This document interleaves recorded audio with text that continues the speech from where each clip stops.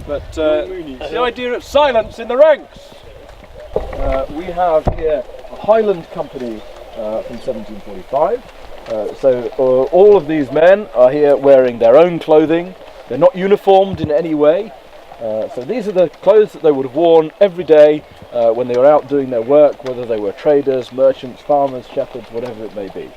So these men are primarily from the Western Highlands, and they've moved into this area as part of the Prince's operations to recruit. The east coast, down to the Firth of Forth, that whole east coast had a rich Episcopalian tradition, very good recruiting ground for the Jacobites. By the second half of the war, the majority of the soldiers in the Jacobite army were not Gaelic-speaking Western Highlanders, but we all assume they are.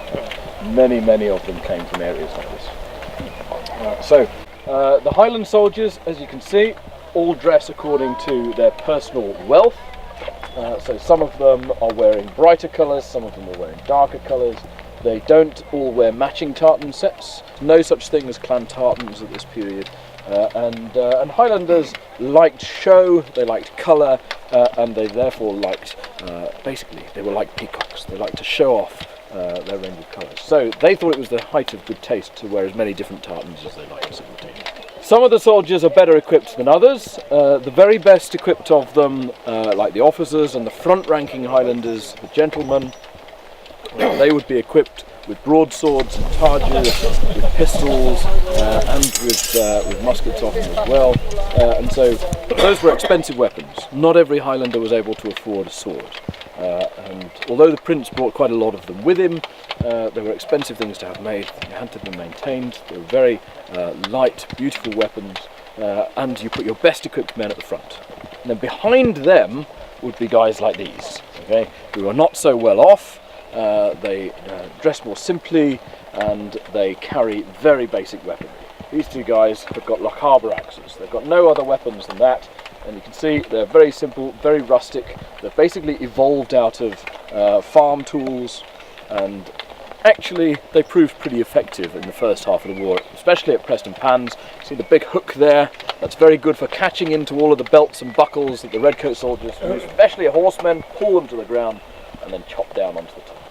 Very effective at disordering the enemy ranks, and those are the sort of guys that would be in the back, in the middle of the Highland Charge. The Highland Charge was a big compact attack, and these are the guys that provide the weight and impetus behind it. Guys that are formed on the back rank, those are usually our musketeers, but the Highlanders commonly are not assumed to have had that much in the way of firepower, but actually it's quite clear that they had access to a lot of muskets, especially once the war had got started, especially once they'd taken Edinburgh, where they took the town arsenal, and especially after the Battle of Prestonpans in September 1745, when there were literally several thousand British muskets lying around on the field at the end of the day, all of which were collected, inventoried and redistributed out to the men.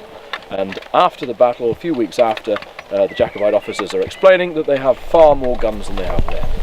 So the Highlanders would basically still want to fight by firing a small number of shots, discarding their muskets, drawing their swords, and then charging in. So it was about combining firepower and shock infantry attack. And the Jacobite army was evolving all the time, getting better, more experienced, more capable. And what the Prince was trying to do was to mould all of these different people from all different parts of Scotland with all different levels of experience and equipment, and form a coherent army out of their age. The only form of uniformity around the army is the fact that everybody in their bonnets, whatever hat they were wearing, would wear the white cockade, that little bit of white ribbon which symbolises the white rose that was the symbol to mark you out as a supporter of Charles Edward.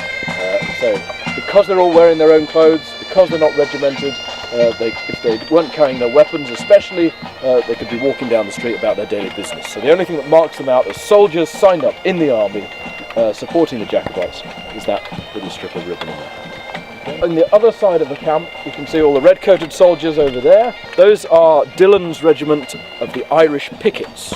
Okay, so they are a strange combination. They are Irish soldiers fighting in France for the French king that have then volunteered to come over to Scotland to fight for the Jacobite cause, because officially the French court was allied with the Jacobites, They wanted to see the Stuarts restored to the throne because they were at war with King George of Great Britain. So the French king was willing to support the Jacobites to an extent, and so what he did was he there were large portions of the French army that were made up of Scottish and Irish exiles, a whole brigade of Irish regiments, and so these, even if they're not Irish themselves, they'll be the sons of Irishmen who've been exiled, mainly because they're Catholic and can't inherit their own estates and so on. So a very experienced, very capable regiment with a lot of battle experience, and a number of volunteers were collected by the French king and shipped over to Scotland to fight. And they fought very well at Falkirk and at Culloden in 1746. But because they are paid professional French soldiers, they have the liberty of being able to surrender as prisoners of war, whereas these guys are rebels in arms if they're captured, so can expect no similar treatment. But they fight very differently, as you'll see if you're here for the skirmish this afternoon. They fight in ranks, they fire in volleys, they're trained very differently to how the Highland soldiers were.